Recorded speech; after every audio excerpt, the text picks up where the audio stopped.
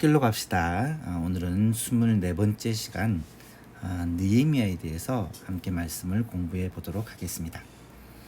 느헤미야는 이 성경의 제목이 저자의 이름을 따라 붙인 그런 제목이고요. 에스라와 느헤미야 역시 히브리 성경에서는 한 권으로 되어 있다라는 것을 우리 에스라에서 말씀을 드렸습니다. 이 느헤미야는 사실은 선지자는 아닙니다. 에스라는 제사장이고 학사인데 이 느헤미야는 어떻게 보면 정치인입니다. 페르시아에서 왕의 술 맡은 관원을 지낸 높은 관직을 가진 정치인인데 이 느헤미야가 예루살렘으로 총독으로 파송이 되는 그런 인물입니다. 그래서 평신도라고 해야 되나? 선지자도 아니고 왕도 아니고 제사장도 아니고 그런 어떻게 보면 평신도가 성경을 기록한 그런 특별한 경우다라고 말할 수 있겠습니다. 하지만 이 느헤미야는 평신도라 해서 어떤 영적인 부분에 있어서 조금도 다른 사람에 비해 뒤지지 않은 굉장히 탁월한 리더라는 것을 알 수가 있습니다. 1장 1절에서 느헤미야가 기록했다라고 밝히고 있고요. 기록 목적은 느헤미야가 에스라의 속편으로 보는 것이 좋습니다. 사실 에스라와 느헤미야는 동시대 사람입니다. 스룹바벨과 예수아는 1차 포로 귀환을 주도했던 인물인데 이 스룹바벨과 예수아가 활동했던 시대와는 약 한 80년 이상 한참 후에 다음 세대 사람이에요. 다음 세대겠네요. 에스라와 느헤미야는 비슷한 시대의 사람이고 실제로 느헤미야서 8장에 보면 에스라와 느헤미야가 함께 사역하는 장면이 나타나고 있습니다. 에스라서와 느헤미야서 에스라 7장부터는 7장 이후와 느헤미야서는 연결된 2차 포로귀환과 3차 포로귀환의 주도인물인데 이 내용이 사실은 이제 연결된 선상에서 보는 것이 좋다라고 말할 수 있습니다. 에스라서가 주로 유다의 종교적 회복에 초점을 맞춘 것이다 라고 하면 느헤미야서는 유다의 정치적 지리적 회복,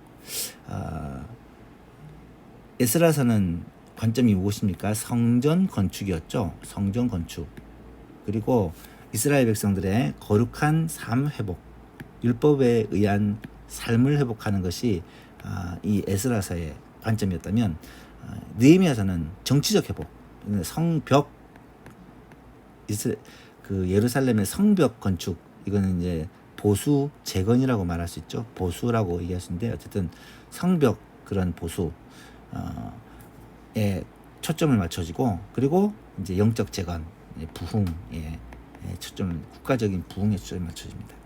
그래서 물론 이 모든 회복에 있어서 영적인 회복이 처음이자 마지막이요 중심이다라는 것은 변함이 없지만 어쨌든 이 성전과 성벽이라는 차이점이 에스라와 느헤미야서의 어떤 두드러진 차이점이다라고 말할 수 있습니다. 느헤미야는 예루살렘 성벽 재건과 언약의 갱신을 다루고 있는 내용입니다. 크게 7장까지 내용은 성벽을 재건하는 내용이고요. 8장부터 13장까지는 영적 회복, 언약의 갱신, 이 이제 주로 이제 부흥을 얘기하는데 아마 제가 생각할 때는 이스라엘 역사상 미스바 부흥과 더불어 최고의 부흥이 아닌가. 그 규모에 있어서도 그 정도에 있어서 최고의 부흥 등이 바로 이 느헤미야 시대의 부흥이 아닌가 생각을 합니다. 나중에 구체적으로 한번 살펴볼 거고요. 이 성벽을 재건하는 것은 정치적인 회복을 말한다면 이 언약갱신과 부흥을 통한 회복은 영적인 회복을 말한다라고 말할 수 있고요.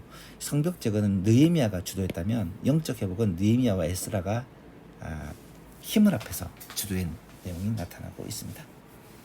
당연히 에스라는 영적 지도자였고 제사장이었기 때문에 이 일에 앞장서서 했던 것이죠.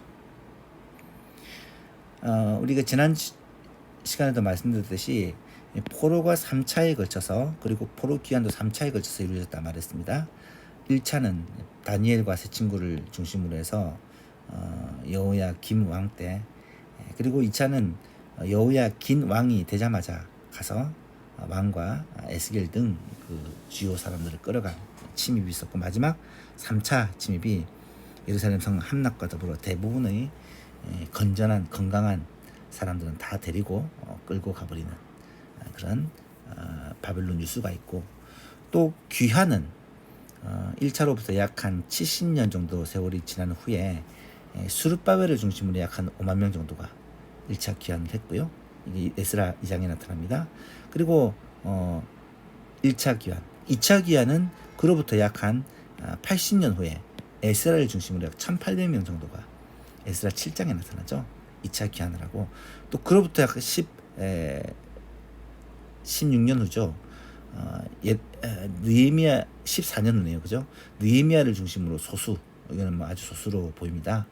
와서 살고 있던 그 이스라엘 백성, 유다 백성들을 회복시키는 그런 역사를 기록하고 있습니다.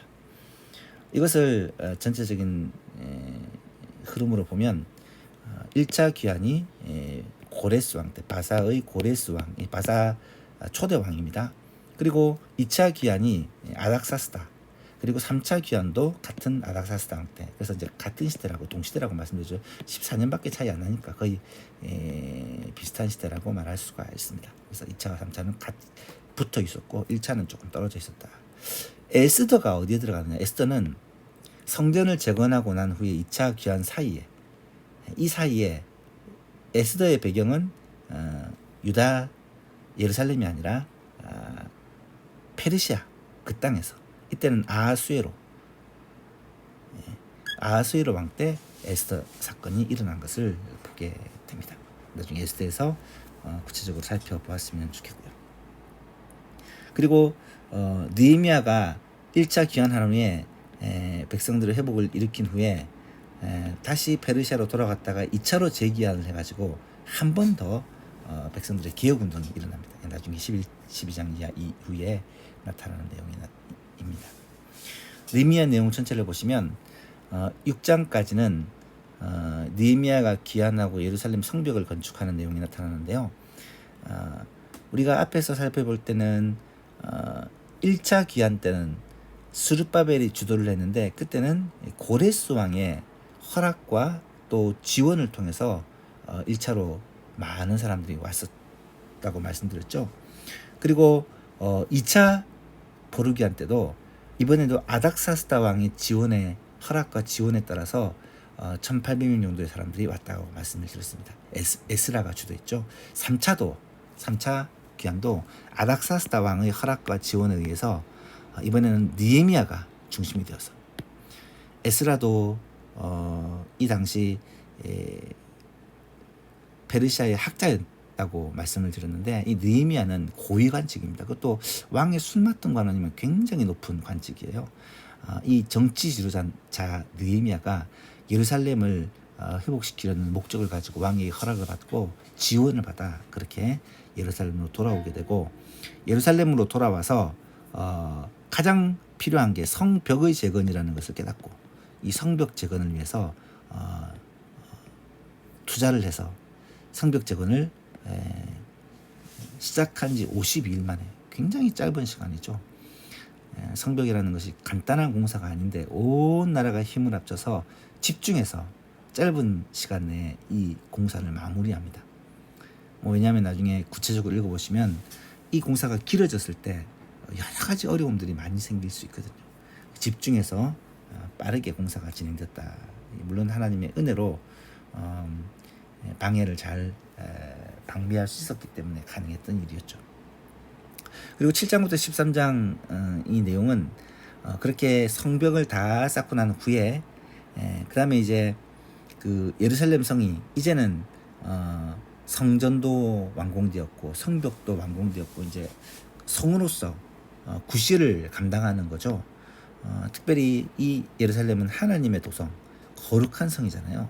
그래서 하나님께 예배하고 주의 영광을 드러내는 그 역할을 감당하기 위해서 이 예루살렘이 이제 정상적인 회복이 된 거예요. 그래서 예루살렘 이 건물, 성전과 성벽을 회복하고 난 후에 영적인 회복을 위한 시도가 이루어집니다. 종교개혁, 부흥운동, 대부흥이라고 하기도 하고 종교개혁이라기도 하고 이렇게 놀라운 부흥 운동을 통해서 7장부터 10장 사이 9장 10장까지 포함인 10장에 이제 언약갱신하는 내용이 나타나는데 이 내용들이 사실은 가장 하이라이트다라고 말을 할 수가 있겠습니다.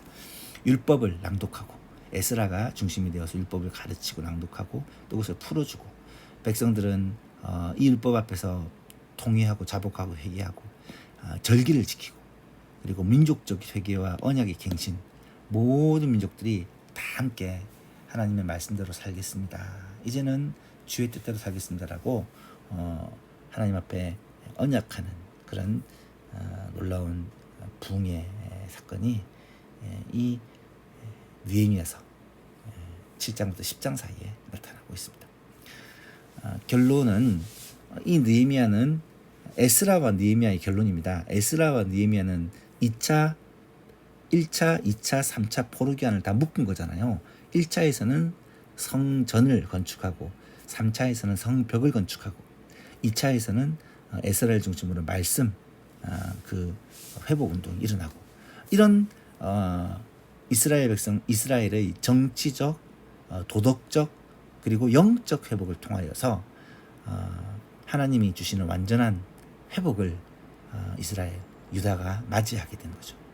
원래는 그냥 사람들만 왔을 뿐인데 사람들만 와서 그냥 사는 것으로 만족하지 않고 이 예루살렘 이스라엘 땅이 하나님의 백성, 하나님의 언약을 이어가는 땅이 되기 위해서 그죠?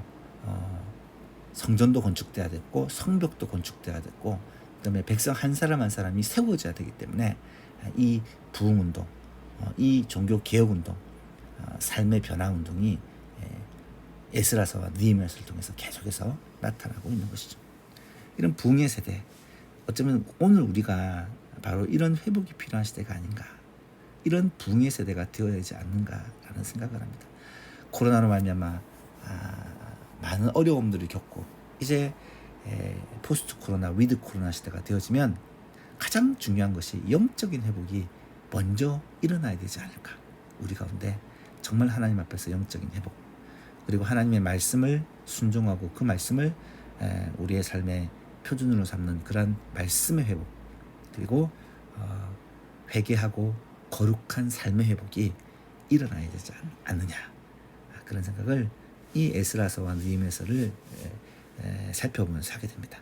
지금 금요기도회 때 계속해서 이 에스라서 느헤미야서 말씀을 나누고 있는데요. 이 말씀들을 쭉 함께 여러분 동참하면서 이러한 이스라엘의 회복, 유다의 회복이 우리 교회도 이 성의 회복, 성전의 회복, 이게 종교의 회복, 삶의 회복, 사실은 영적 회복이 우리 교회에도 오늘날 일어났으면 좋겠다라는 바람을 가지고 에스라 느헤미야서를 좀 사모하는 마음으로 읽었으면 좋겠다라는 생각을 하게 됩니다. 금요기도회에 참여하신 분들은 구체적인 내용들을 함께 살펴보면서 그런 기대와 소망을 가지고 함께 기도하는 일에 동참해 주시기를 부탁을 드립니다. 이번 주에 느헤미야서를 읽게 될 것이고요. 느헤미야서 1장부터 13장까지 예루살렘 성벽 재건과 언약의 갱신에 대한 내용들을 함께 읽어주시길 바라고요. 다음 주는 추석이 포함된 주간이지만 우리 에스더서는 짧기도 하고 10장 짧기도 하고 또 그 내용이 재미있어요. 그래서 꼭 화요일 날 여러분이 이걸 보시지 않아도 언제든지 보셔도 되니까 다음 주에도 그대로 에스더서 진행을 하도록 하겠습니다.